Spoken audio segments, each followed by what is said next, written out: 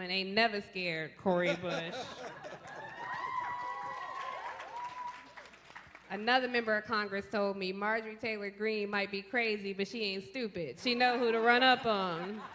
And she found out when she had a little encounter with Congresswoman Cori Bush. So thank you, madam, for being here representing St. Louis. Next, we have my longtime friend, Rashard Robinson.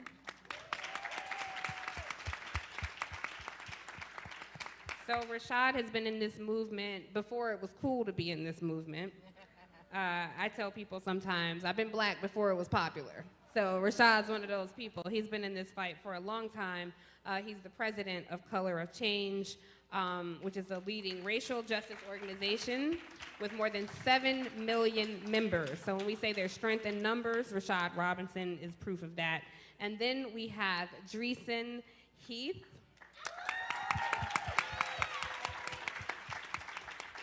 She is a researcher and advocate in the Human Rights Watch United States program, and she focuses on racial justice issues.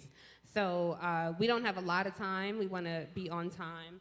I'm a Southern Baptist, so you know when the preacher says, I ain't going to take up too much time, and 2 hours in, he ain't even got to the announcements yet. We're not going to do that today.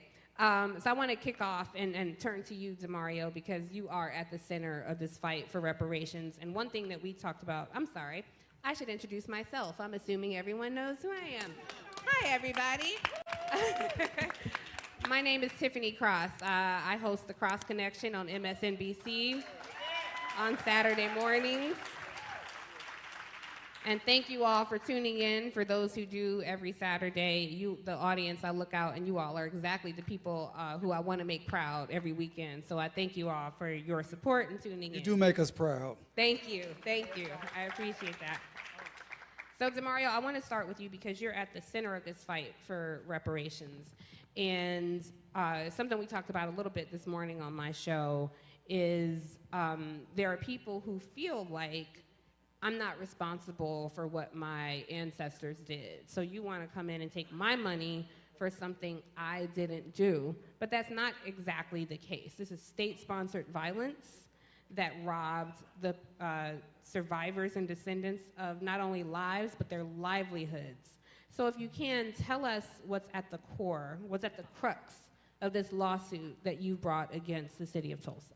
Yeah, thank you, Tiffany, and thank everyone out there. The crux of it is harm was done, damage was done to a people 100 years ago. We know who was harmed, we know what was stolen, it's very well documented, and we know who did it. We know the city of Tulsa authorized it, they armed them, and they gave them instruction to invade Greenwood. We know the county participated. We know the county sheriff participated. We know the Chamber of Commerce. Not only did they participate in the massacre, but after the massacre, when they put us in internment camps and forced us to work as enslaved people, cleaning up our own communities. So when they say they're not responsible, is the chamber still around? Yes. Is the city of Tulsa still around? Yes. Is the Tulsa County still around? All right. Is the state of Oklahoma still around? Okay, so the same entities who perpetrated the massacre and its 100 years of continuing harm through policy violence are still around. They're still responsible, and we tend, with the help of everyone here and everyone listening, to hold them accountable. I want to stick with you, Damario, because from a national perspective, there's some confusion going on about the commission versus the Legacy Fest. So as I understand it, the commission has raised over $30 million to create this Walt Disney type tourist attraction. I'm just curious how much of that $30 million is going to benefit the direct descendants and survivors of the massacre who were actually impacted by state-sponsored violence.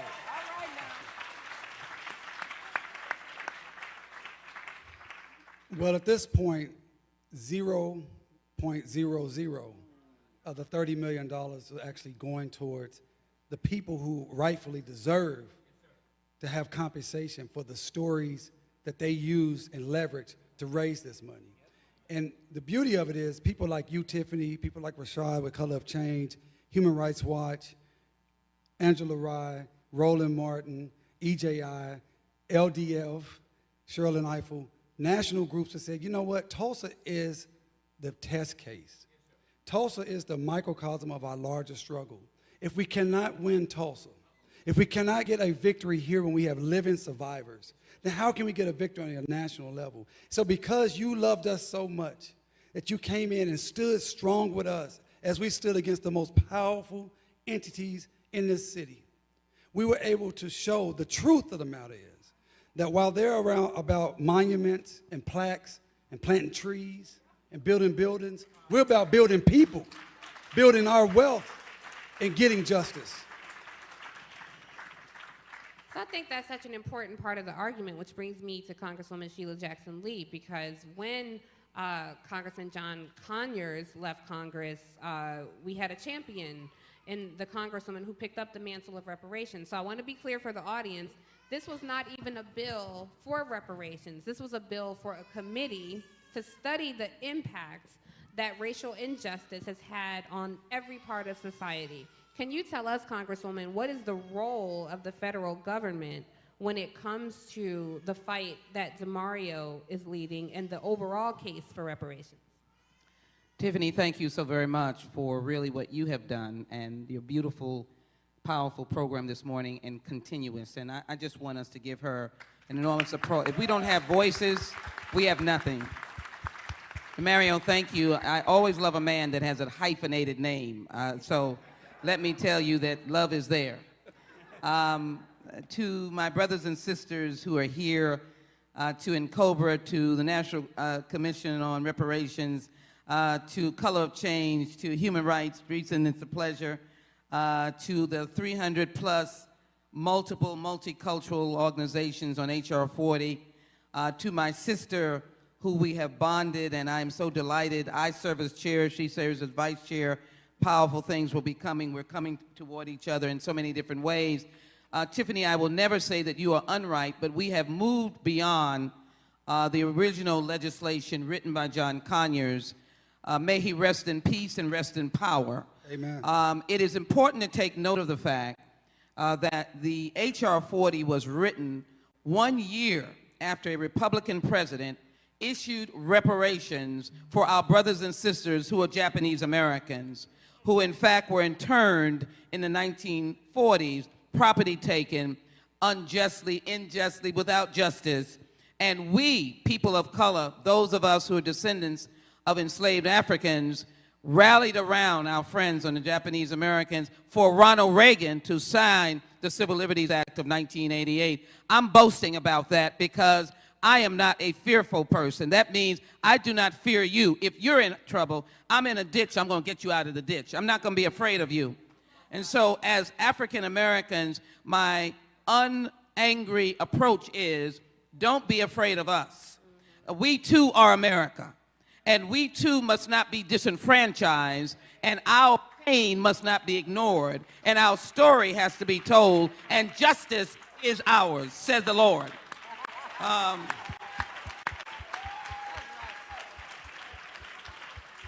So lucky coming to Congress and being under the shoulders and umbrella of John Conyers on the Judiciary Committee, and when he retired, when he passed away, subsequently after, but when he retired, as one who had been a soldier, and young folk out there, there's no problem of being a soldier on the battlefield before you're a general, but being a soldier under John, he was kind enough to be able to give it. We then revised it.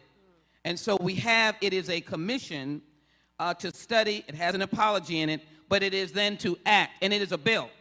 So it is a bill that then provides for the development of reparation proposals. That report then comes to the implementators, the people's representatives in the House and the Senate.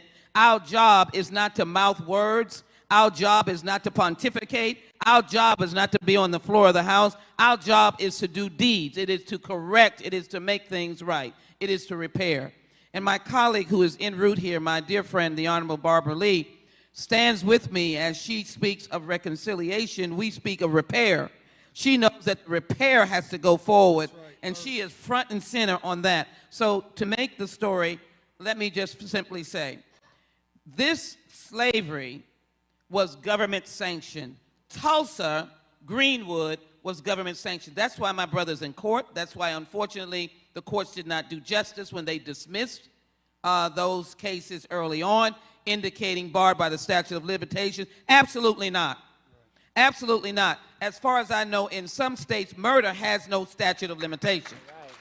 And so if you are going into court, even though some of these cases were civil, if you're going into court on the basis that somebody was murdered, then you're trying to get relief. There should be no statute of limitations. Moving on, and if you think the CBC, let me just quickly say, I know there'll be another time, but let me, in the spirit of Joyce Beatty, our chairman, I'm an officer of the Congressional Black Caucus, let me say that we are squarely, here's my sister here, we are front and center with you. We will never be moved. We are by the riverside, and we shall not be moved. Congressional Black Caucus is standing with you and is here with you. But let me finish quickly. The idea of H.R. 40 is that it is the actions both in Tulsa and various places that can be, let's say the overall bondage was government sanctioned. Plain and simple. I'm not knocking on my neighbor's door who doesn't look like me and try to get anything from them. I don't want anything from you. In fact, you may have pain that I may want to help you with. But right now, the pain that we have, or the injustice or the taking of wealth, was government promoted. So please, America and Americans and human rights activists and believers, it is government sanctioned. So we wrote this in the federal government because the federal government has to be the umbrella on a rainy day. The federal government is the one that sends soldiers in the battlefield to defend us. I didn't ask my neighbor to go get a pick and go over to World War II. I said soldiers will go. So the idea of this commission is not to leave anybody out. We're not talking about if you're saying money that we're leaving you out. We're not talking about if you're saying catastrophic change, reformational change, educational change, complete change, HBCUs being never able to close their doors. Nothing is to be left out. Please understand me, my brothers and sisters. It is that we will have the commission. We've got to hear you. We've got to come to Oklahoma for a hearing, just like they came here. We've got to go to Mississippi for a hearing. We've got to go to Harlem for a hearing. And the idea is that you will then come and give the report to the government because you've been injured by the government. The black codes, the failed Reconstruction, Jim Crow, lynching, and the civil rights movement and the 4 little girls in Birmingham, Alabama. And what, Tiffany, will happen is that the government, our federal government, will then respond. My words as I close on this question is, I too am an American. I wear the uniform of the police officer. Hear me out.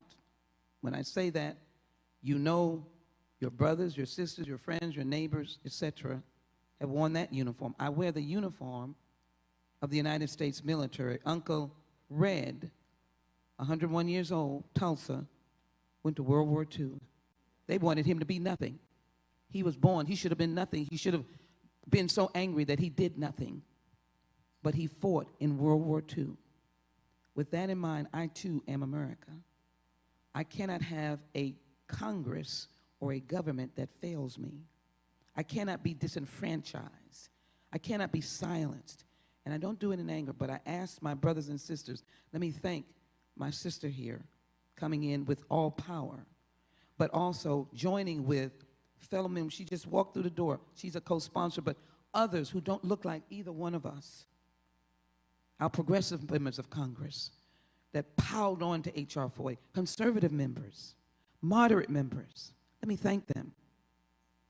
For now is the time to go to the floor and vote on this. I can't be silenced. My story cannot be untold. You cannot be frightened from me. I am not frightened of your pain. Don't be frightened of mine. So the theme that we should have as we go here, I said this earlier, you need to leave out of here with no shoes on. Because you need to be able to tell folk that I have run so hard, I've lost my shoes. Because I'm going to ensure that reparations is accepted by the global America. Because I will tell you as an internationalist that once America votes on reparations, her voice becomes the voice of human rights. And so the folk in the continent will hear her. The folks in the Eastern Bloc will hear her in Europe. The folks down in South and Central America will hear her. The folks in Haiti will hear her. And the folks in the Mideast will hear her. They will be able to hear her as a voice of conscience. because they'll be able to see, and they'll say, she has repaired her people. Then she has legitimacy to help repair me. That is what H.R. 40 is. That's why I'm here. That's why I applaud my brothers, my sister. That's why I'm here to listen. And that's why the Congressional Black Caucus in numbers are flying in. I'm their Renaissance woman, their reconnaissance. I came in early to see if y'all were going to receive us. But anyhow, they're on the way. And they're on the way to be gifting and giving, and they're on the way. Forgive me, I'm so sorry. The passion is in my heart. I don't want anybody on here to have no shoes on. I'm getting ready to kick mine off. Because you need to show that you're out here working. Working. Working!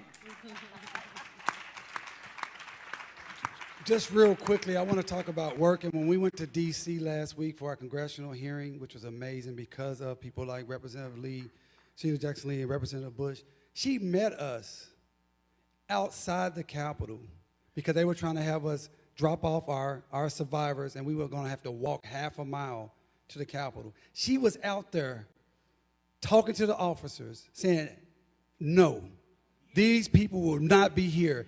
We got special treatment because of this woman right here. It was blazing hot. It was no cameras. It was no TV. She was just there for us. Walked us into a special interest, had to call the sergeant of arms because they had an order not to allow anyone through there. She made sure we got where we needed to go with ease and comfort. We thank her and the Congressional Black Caucus for everything that they're doing to support us here in Tulsa. I think it's an important point you made about there were no cameras because so many people across the country always ask, well, what is the Congressional Black Caucus doing?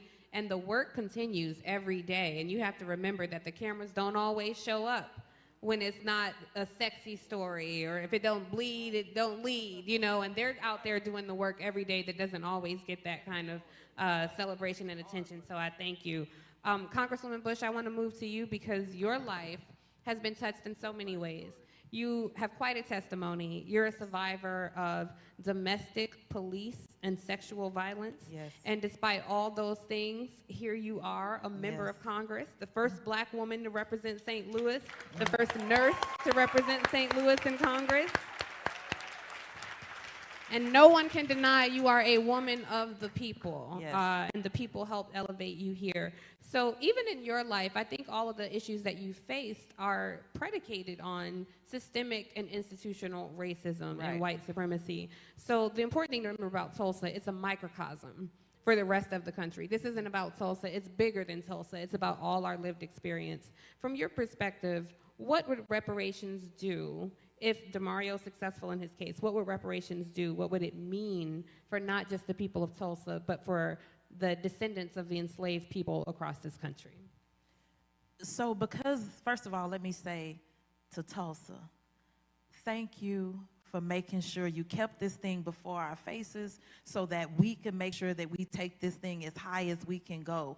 I'm so sorry. I have to say, I'm so sorry that the world has made this a T-shirt.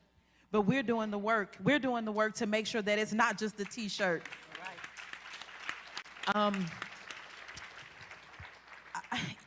You know, just coming from a place where I didn't understand or know that the things that I was going through was not just my fault. You know, just living the way that I was living, just always feeling like I couldn't get anywhere. You know, am I a bad person? Did I do this to myself? Is it, you know, what is wrong with me that I can't get out of debt? What is wrong with me that I work a low-wage job even though I'm taking care of somebody, of kids all day long, and I'm teaching them how to read and teaching them Spanish, and I'm doing all of this, and I can't seem to, I don't even have health care, and it's messing up my credit. I can't seem to, it was just so many things, payday loan cycle and just so much, and I just couldn't understand, am I not worth more? How do people get there where they have a life where they don't have to worry every single day if something is going to be shut off? Like, what does that look like? I have gone for my whole life, after I left my parents' home, that has been an everyday thing for me. My whole life, up until very recently, was Am I sure that something won't be cut off? Am I sure that I have the money for my rent? Am I sure that I have the money for my car note? Car insurance, how do I pay that? I got to pay this other stuff. Let's just be real. That was my life. But not understanding that policy affected my life in such a negative way because policy overlooked me. Because the systemic racism, when we don't call it what it is, when we don't talk about how institutionalized racism is, when we don't talk about how it's in every single thread, when we don't talk about how white supremacy is in every single aspect of our country, every single aspect of life, when we don't call it what it is, then we end up there thinking that it's me. When I think about my home, and I think about St. Louis, we're always number one, number two for murder, for homicides, number one for police murder for year after year, number one for the murder of children by guns, all of these things. Is it St. Louis? Is it Tulsa? Is it Detroit? No. Nah. Is it black folks? No. Nah. You know what it is? We started out at this disadvantage. We started out with this inequity. We started out, they're telling us we need equality. Well, we can't get to equality if you don't go through the door of equity. And then don't talk to me about equity if you're not giving me justice. And the root of all of that has got to be love. But America don't love black folks. And we got to remember that. And so that's okay because we'll love one another. And the best way that we can love one another is to call it out and say, you know what, you won't get it for me, but we will. So we go to the local level and go and do that work in elected offices. We go to the state house and we do that work. We go to Congress and go to the federal office to do that work. So for me, what it looks like is, first of all, life. I always say, if Michael Brown, that's how I have to give honor to Michael Brown and to his family, because that's how I got into this work. He would have been 25 a few days ago. When I think about, people say, well, what is justice? What does justice look like? Justice is Michael Brown being alive today. Justice is George Floyd being alive, and Tatiana Jefferson and so many others. That's justice. We don't have that right now, and so that's what we have to fight for. How do we get that? We're working for making sure everybody has a livable wage. I don't care what your job is. If you flipping burgers, baby, I want to make sure that you are flipping these burgers right, and I want to make sure that your mind is well and that your home is well, because if you're giving me food, I need you to be taken care of. So that makes a livable wages for everybody, making sure everybody has health care. I watch my patients die. I'm a nurse by trade. I watch my patients die because they didn't have access to health care, or they had access but no care. And so they were rationing insulin. Me and my cousin, we sharing insulin. That's how my patients died. And you know what? Because I know that I got to do something about it. And so making sure everybody has health care, making sure each and every person has clean air, clean water, that's how we do it. Making sure we're investing economically in our communities. No, I'm not looking to anybody else to do it. I'm kicking the door in myself, and I'm asking whoever want to come along with me, come along with me. And we're doing this thing fearlessly. We're not asking, we're not begging, we're walking in, taking it. And to me, that's justice. When we save lives, I went to Congress to save lives. I can't even help people until I save your life first. So I went to Congress to save your life, and then later I can help you.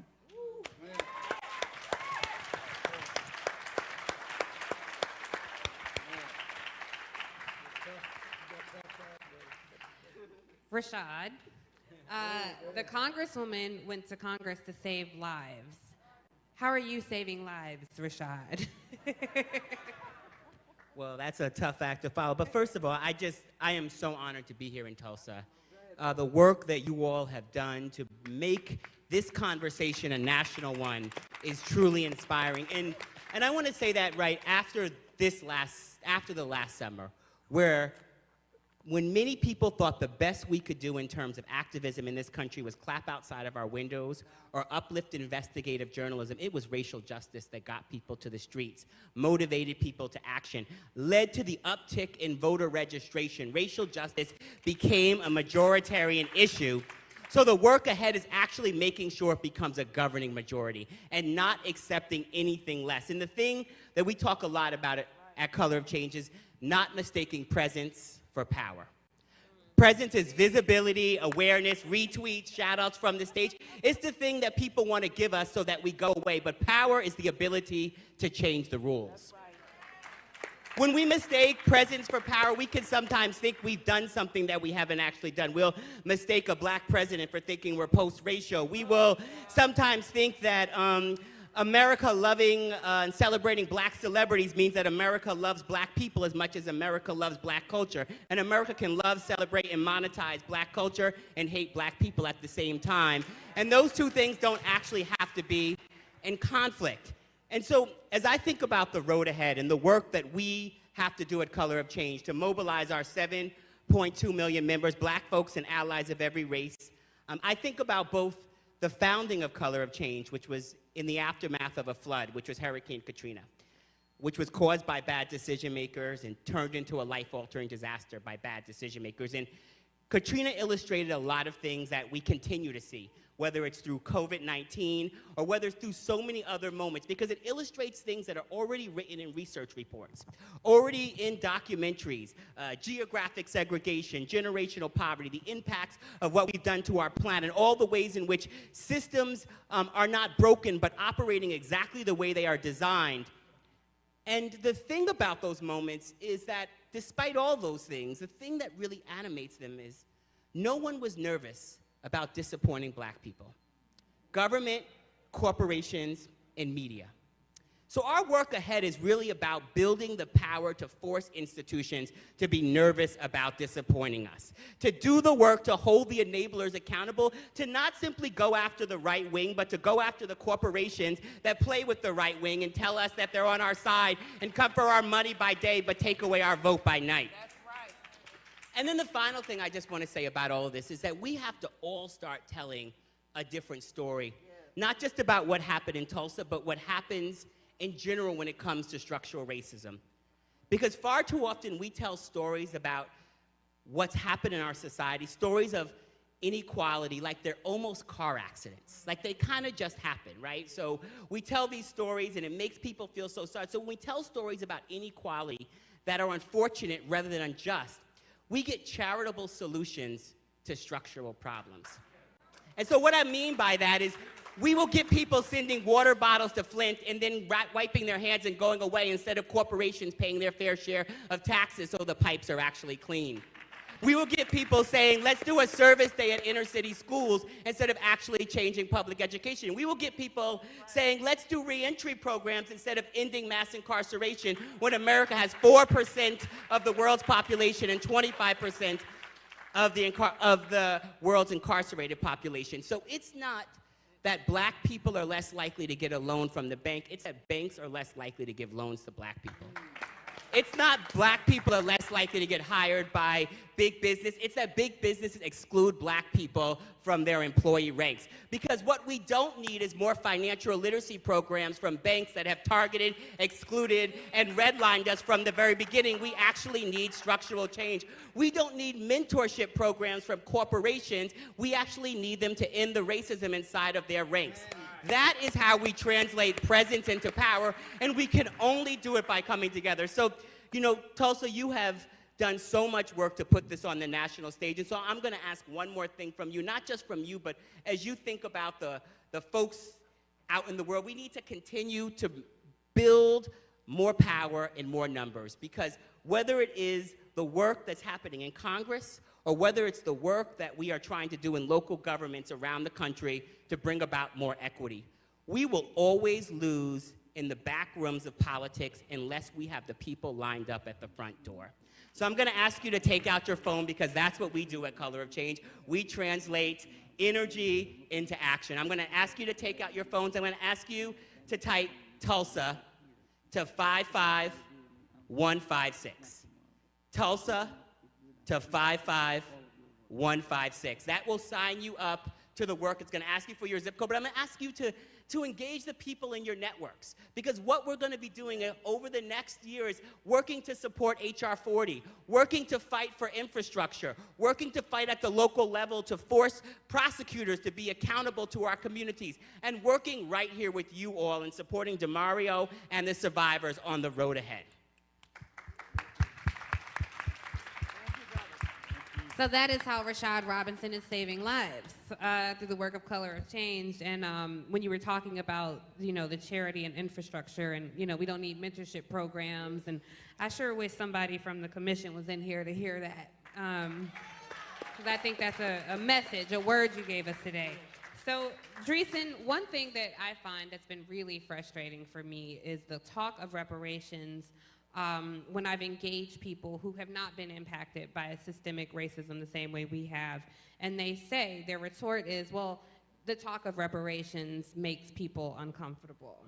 And I could give a damn how uncomfortable people are and get comfortable being uncomfortable, because this is the conversation that we're having. And this isn't really a revolution, it's an evolution. This is a dinosaur that doesn't want to be extinct.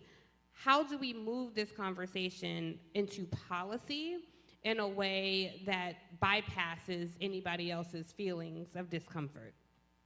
Thank you for that question, and thank you all for being here. Tulsa has a special place in my heart, being born here, but having a homecoming, by responding to the compounded pain that you are experiencing, thriving through it all, but still experiencing it day by day. So I'm honored to be in community with you all today, and honored to be with this esteemed panel. It's interesting when there are arguments about reparations being a difficult conversation, or even acknowledging systemic racism, because what's difficult and uncomfortable is when Africans were kidnapped on the continent and brought over here, were brutalized, were raped, were forced into labor, and did not receive any restitution from those experiences. What's uncomfortable? When Tulsans were shot in their homes, shot in the streets, burned in their homes, their houses, their businesses, black wealth, not white wealth built on black bodies. This was black wealth. It's uncomfortable when the National Guard is literally taking black people out of their homes, disarming them of their guns so that they can't defend themselves when they are rounded up into concentration camps, and malnutrition. There were stillborn and premature births in that concentration camp in 1921. Those are lives. Those are lives that didn't live. And yet we have survivors here today fighting, pleading. Mother Fletcher, first trip to Washington, and she had to plead for her life. So we're here today, to talk about, okay, what is equitable good policy? Something that federal, state, and local governments have done for white people historically, but not for black and brown communities, not for poor communities. But also the conversation about reparations. At the root of that word is repair. That should not make you uncomfortable. Y'all should go around every day next week and just say reparations randomly to people. Just say reparations now, right? That should not be uncomfortable. When we have a physical ailment, when we have a physical injury, we have to rehabilitate that injury, right? To get better. Or else you're gonna have complications in the rest of your body. And that's what black people have been dealing with their entire existence in this country. And so without repair, you can't even benefit from good public policy, because you have not rectified the past wrongs that are ongoing wrongs. These racist classist institutions are here today.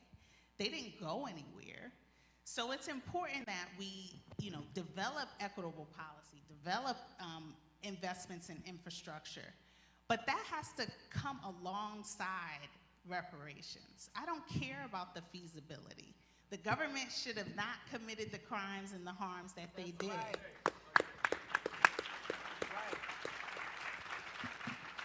You raise your price every time you violate human rights.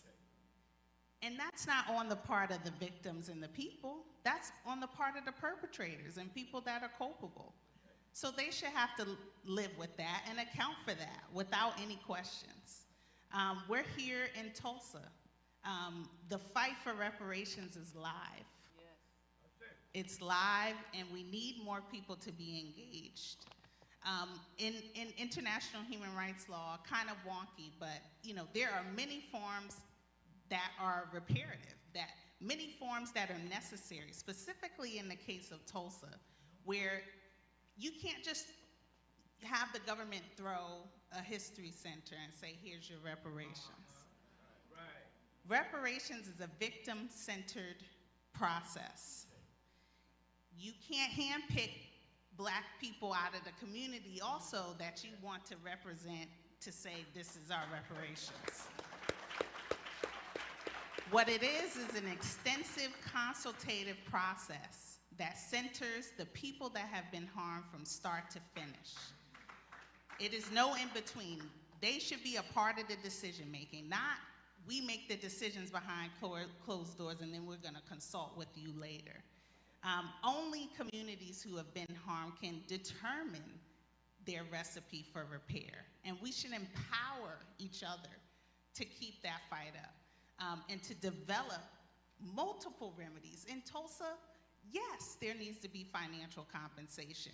There's hundreds of millions of dollars that need to be paid back, not just for loss of property and economic accessible damage, but also for moral losses, loss of opportunity.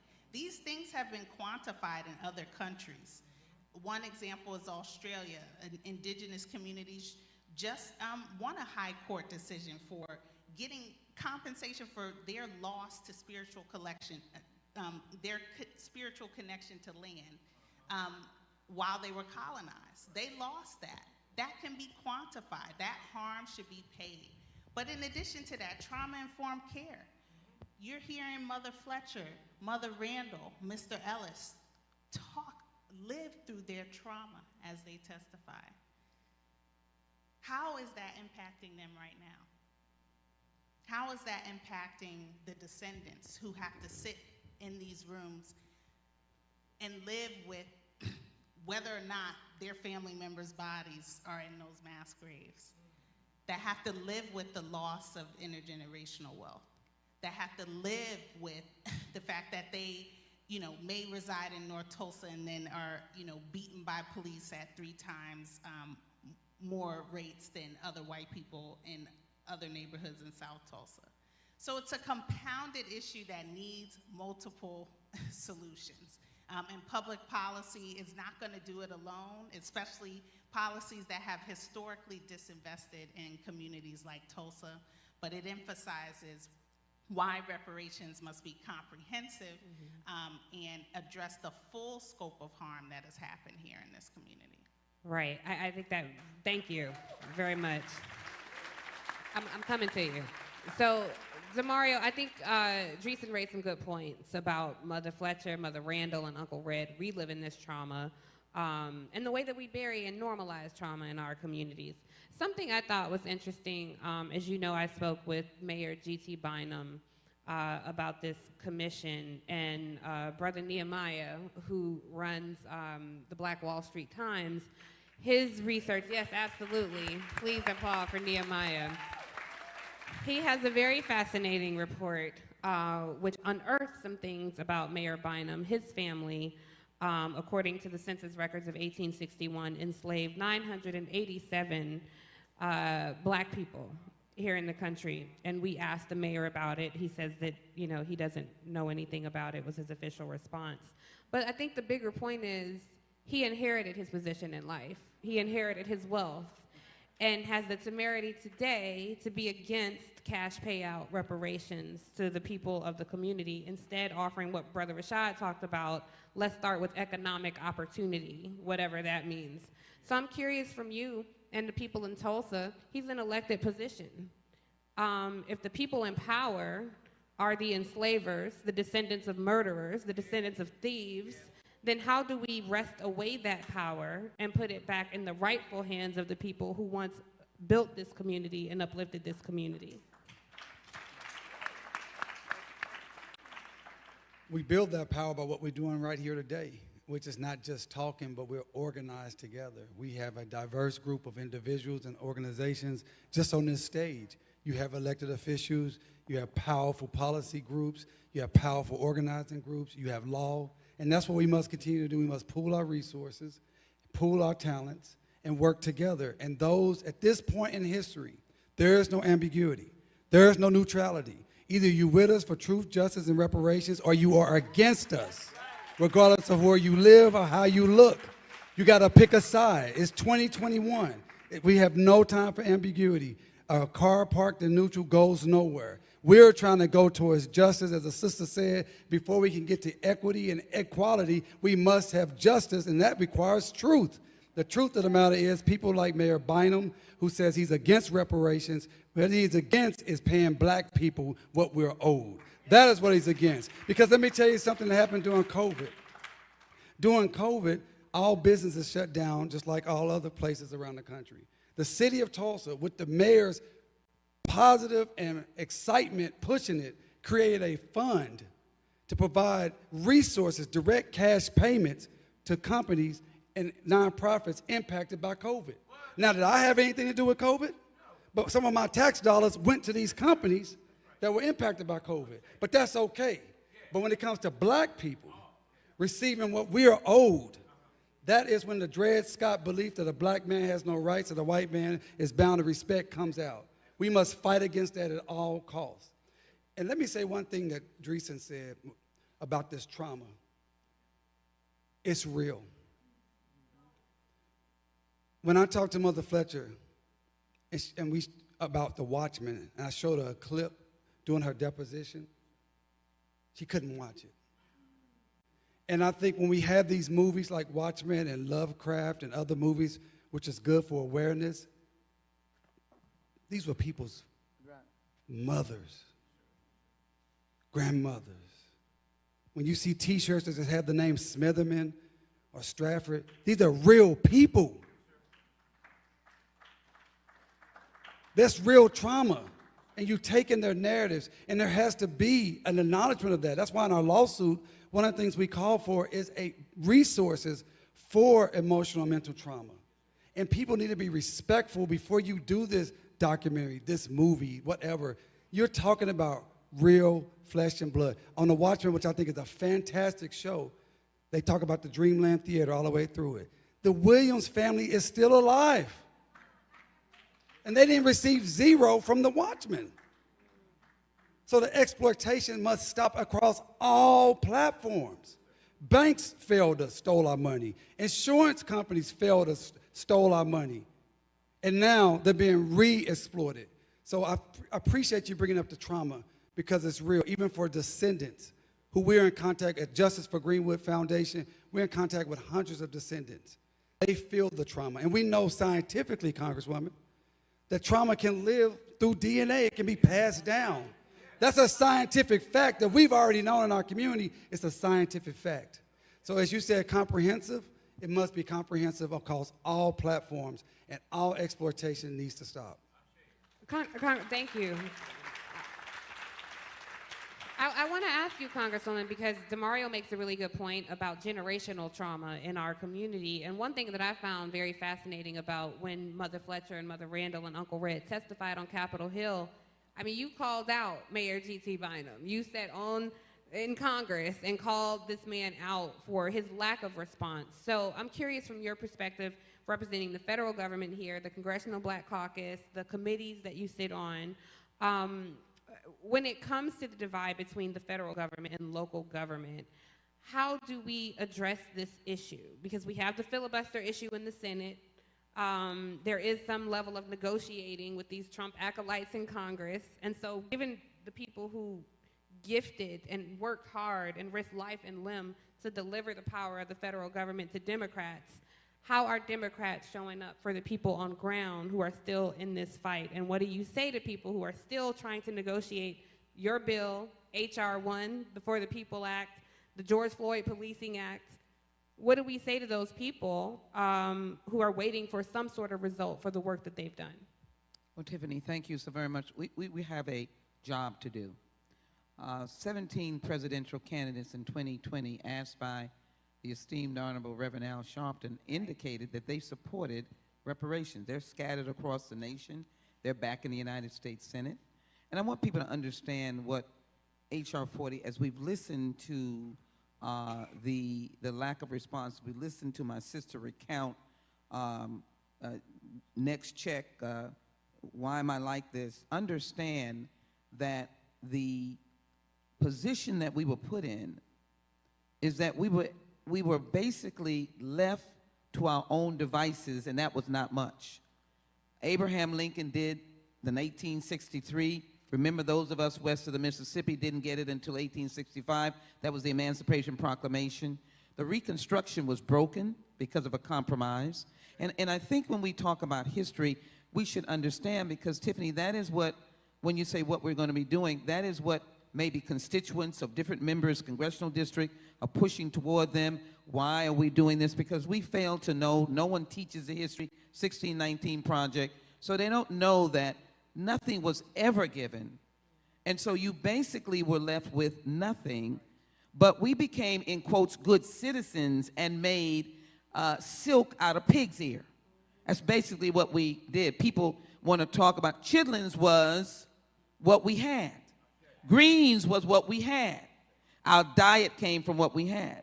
And so we attempted to write the H.R. 40 legislation not to be narrow and not to be able to have our community say, well, what is it?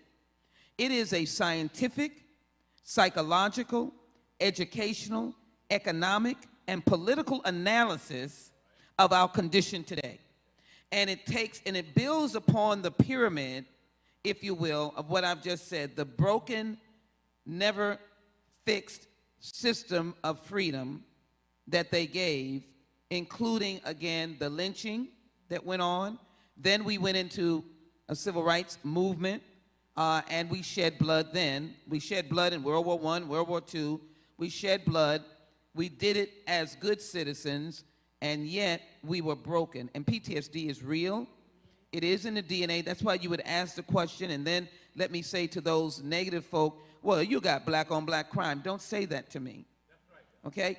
Look to these cruel actions that really can travel and be transmitted in the soil. We are on, I said it at the, I don't know what that was, City Club or wherever we were, forgive me, beautiful place, but we are right now in Greenwood. This is Greenwood. This is where bustling communities, Mother Mac or the Mac family's house you pass by, that's what we were living in 1921. Brick homes that no one gave to us. I took a moment to kneel on the grass and ask my faith, my Christianity, my prayers to be able to get me ready for dealing with this. I wanted to touch the grass. I am told we are on Greenwood. I can't see anything. I can't see Mother Fletcher's home, Mother Randall's home. I can't see it. But my colleagues have to understand, as Dreesen has said, that there can be no distaste for reparations because the wealth quotient now is so high, and I didn't create that. I did not squander my money that you gave me. I did not ruin my life. I didn't get anything. And so the government, I believe, and what the next steps are, and allow me just to call off Joyce Beatty, our chair, and Stephen Horsford, and Hank Johnson, Congressman Wilson. We are the executive committee, myself, Nagoose, and Brenda Lawrence, representing the Congressional Black Caucus and all their individual work. Our commitment, if you want to know for next steps, is that we are embracing H.R. 40, and that we hope and pray that we move it to the floor, that it is the action item of going into everything that we have talked about. We will look in the criminal justice system, why we are still fodder, why Michael Brown, and before I knew her, I was in Ferguson. I have this thing about kneeling. I knelt on the floor. I just have to get strength from it. And I saw the street, how narrow it was, and how Michael could have just been any other boy, just go on home, or just let me just drive away. Why did he lose his life? Why was he shot down? Is his life so devalued that you thought it didn't matter? That you could just shoot? Remember now, that comes down through the ages. Somebody is taught that our value is not worth anything. So H.R. 40 is to turn that around and to say, no, America recognizes that there is value. We didn't get the value. Mother Fletcher didn't get it. Your clients didn't get it. Tulsa didn't get it. Greenwood didn't get it. And it has to be valued. So that's the next step. When we did the commemoration, I don't want anybody to say, well, that didn't feed anybody. You never had anything in the congressional record to talk about this story. And the Congressional Black Caucus was determined, thank you to Senator Warren who has a bill, but we were determined in the Senate, let me thank her, to get it at least in the United States House congressional record. The story, the violence, we made it a priority. And we found a way where you don't move those bills that fast. That I came here where that bill was passed in the House of Representatives, HRES 398, that tells Tulsa Greenwood's story, because we made it a priority. We now go to the next step. We're going to go to the next step of the bills that we all have, that are the bills dealing with the criminal justice. Hank Johnson has a claim bill as he is proceeding to go to court. But you have to be with us. So when we say next steps, watch us. It is to get reparations. Never in the history of the United States Congress did a bill on reparations ever pass the Judiciary Committee or any committee. On April 14, 2021, that bill came out of the Judiciary Committee with flying colors. And what that means is it is ready to go to the floor. That's right. It has been vetted by a House committee. Without any bragging, that's why she got on it, most powerful committee in the United States Congress. It deals with your life. And so it got out of that committee. Thank you to our chairman, Nadler, and Steve Cohen, and others. So now, folks, next steps. Oh, I'm not saying that this is a panacea, that the light will shine and the bricks and mortar of where people live right now, that every question will be answered. But we will be in a position to demand response. And what that means is the report will come to Congress, and we as members will then have the authority. You got to do this, you got to do that, you got to do this. As it is now, even with the American Jobs Plan, we are all in that. I support the American Jobs Plan. I don't want to go small, I want to go big. American Jobs Plan right now, let's go big. And let's we're not selfish. American Jobs Plan doesn't have black people's name on it. So we go big, we're going to be all in the corners of Tulsa, all in the corners of Houston, corners of St. Louis, and every other corner. American Job Plan, let's go big. American Family Plan, let's go big. These are the bills that the Biden administration has offered. We're prepared to go big on H.R. 40, let's go big, and analyze and present to the American people that the worth of black people and the burden of slavery and the wealth we created, we made cotton king. No taxation then. We made cotton king on our backs. We made the transatlantic slave trade rich. We made the South, the landed South, rich. We made the Wall Street banks in New York. We made the commodities, the future in the Midwest. That was us. Do you understand that? Have some dignity, black folk. Stand up and say, that was me. That was me. That was me. That was me. I can't hear you. That was me. That was me. And I'm not selfish. That was me. And so my commitment is, with the legislative abilities that we have collectively, not negate my colleagues. I thank them. I want it to be public, that my voice may be shrill, but it is not angry. I want to go with them to get it to the floor. I want to thank my leadership. And I want them to understand that somebody said, it's repair. Yes. It's repair. So can we go to the floor saying it's repair, so that no one will be angry and be saying, you've taken something from me? I don't want to take anything from you. Let me at least get on the docket so that, and I'll say this and I'll close, Human Rights Watch, my good friend Color Change, you've got to travel internationally to see our face internationally. And in spite of what we get angry about, America is still perceived as the hope. We've had our moments. I know we've had some moments.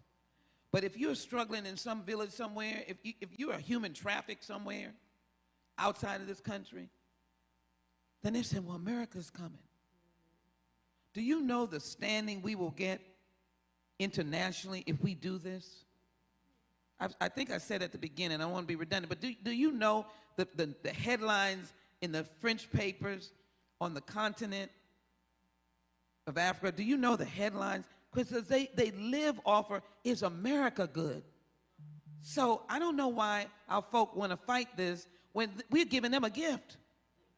Do this and your standing to talk to anybody gets to be where, America, they just gave reparations. Or they just passed H.R. 40. Or they just dealt and did what is right for people who were burned to the ground, bodies in the street. I get like this because I'm saying, what is common sense? It's not anything difficult to do. And the one thing I want to say to folk that don't look like me, it is important for you to understand my pain. Because when you're in pain, because I'm an American, the United States of America, I feel your pain. And I want to help, bail out companies that I don't have a dime in, but I figure somebody has a job because they got a corporation somewhere. The one thing I'll say about us, we're not a stingy people. We get in other people's fights. We get in other people's ditches, and we go to grab them out. We stand behind other people and along other people. We don't want you to be undermined because you don't look like us, but you're in a ditch. I want people to understand that. We have gotten in ditches with people. And so, America, you got to get in our ditch because we're given a gift. And that gift is that if you do this in many different ways, if you pull the people out, like my sister, who are still in ditches, your image will be without description. And your image will be such that your power will be not by your money, but it'll be by your deeds. That's the next step. Thank you, Congresswoman. We are well over time, but because you gave us such a word, and because my brother Rashard brought up some really good points, I would just leave you all with this, because I think it's important that we live beyond hashtag activism. There are a lot of fights out there, from voting rights to the lynchings that are still going on today. And I just want to say there are people in this audience, you were the dream and the hope of the enslaved. And if that's the case, then what are you sowing into our community 100 and 200 years from now? What will our children 200 years from now, if they are our dreams and hopes, what are we sowing into our community today? If everyone does a little, no one has to do a lot. So thank you all for joining this conversation, for your spirit and enthusiasm for this wonderful panel. And Damario, we are with you in this fight. Congresswoman, we're with you in this fight. Everyone else on the panel, thank you so much for providing great context. Thank you.